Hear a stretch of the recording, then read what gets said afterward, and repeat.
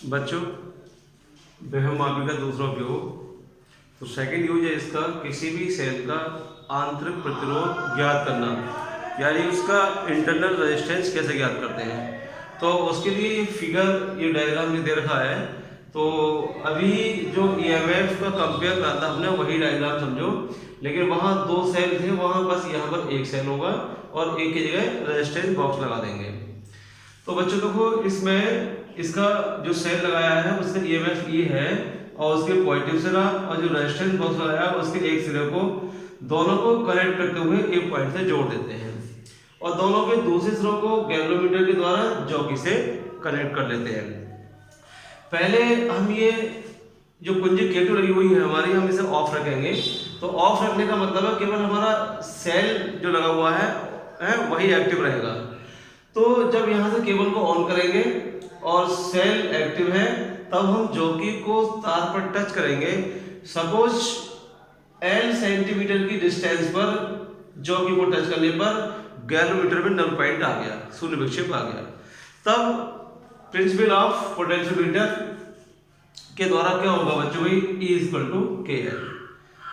E equal to KL क्योंकि L centimetre पर null point आ गया।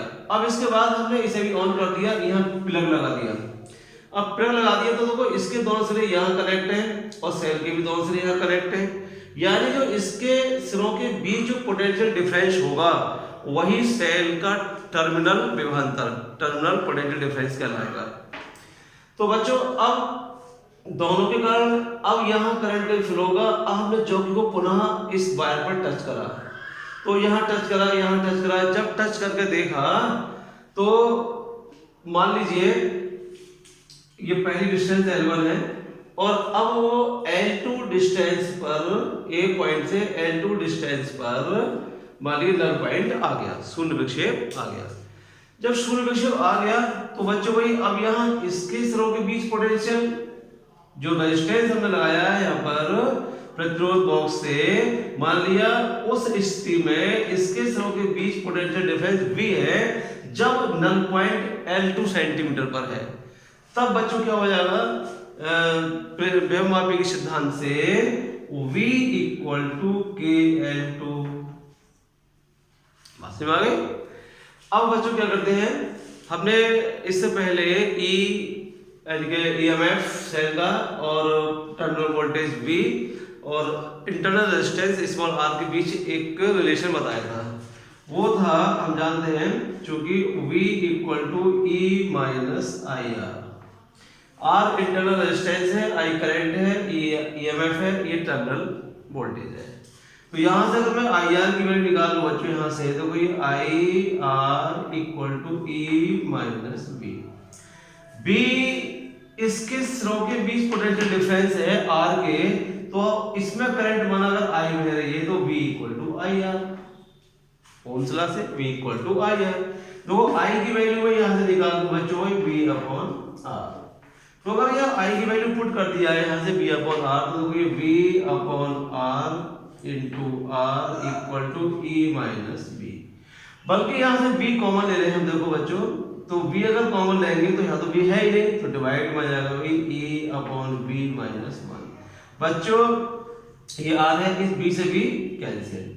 ये हमें इंटरनल रेजिस्टेंस निकालना है, तो इस R को इधर पहुंचा दो, तो इस R को इधर पहुंचाएंगे तो ये हो जाएगा, देखो कोई R equal to E upon V minus 1 into R।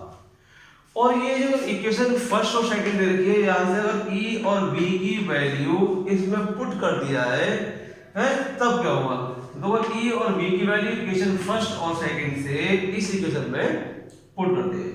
तो small r equal to E की वैल्यू KL1, V की वैल्यू KL2 और माइनस 1 और इंटू R। बच्चों K से K कैंसिल हो गया, तो स्मॉल r आ गया L1 upon L2 minus 1 into R। ये जो फार्मूला है बच्चों सेल के इंटरनल रेजिस्टेंस फाइंड करने के लिए आ गया। भाई R हमने प्रतिरोध बॉक्स से निकाल कर लगाया तो वो हमें ज्ञात है। L1 और L2 ए पॉइंट से तार की वो लंबाइयां हैं जहां पर शून्य विक्षेप आया था, तो ये हमने फाइंड कर ली।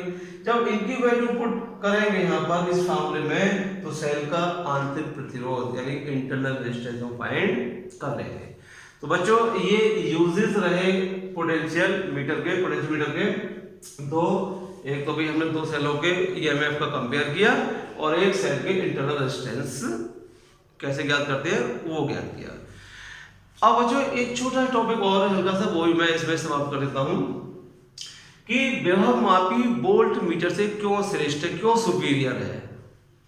तो सुपीरियर क्यों है बच्चों कि यहाँ हम जो पोटेंशियल डिफरेंस या सेल का ईएमएफ नापते हैं, वो नापने के लिए हमें तार की लंबाई को केवल रीड करना होता है, और तार की अधिक लंबाई को रीड करने में एरर जो आएगी बहुत कम, ना के बराबर, वो नेग्लिजिबल होगी, यानी लगभग सही माप आएगी।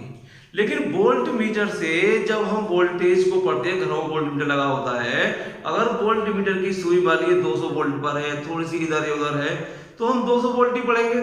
अगर इधर उधर है तो कम से कम 10-20 वोल्ट वो कम और ज्यादा हम पढ़ सकते हैं, वो एक्यूरेट वैल्यू नहीं पढ़ पाते। वहां सुई का विक्षेप पढ़ते हैं, जो डिफ्लेक्शन होता है सुई में वो पढ़ते हैं, तो उस डिफ्लेक्शन में कई एरर हो सकते हैं, उसकी एक्यूरेट वैल्यू हम नहीं पढ़ पाते। तो इस प्रकार से यहाँ एक्यूरेट वैल्यू पढ़ सकते हैं। तो एक तो ये कि भाई विभवमापी वोल्ट मीटर से सुपीरियर है।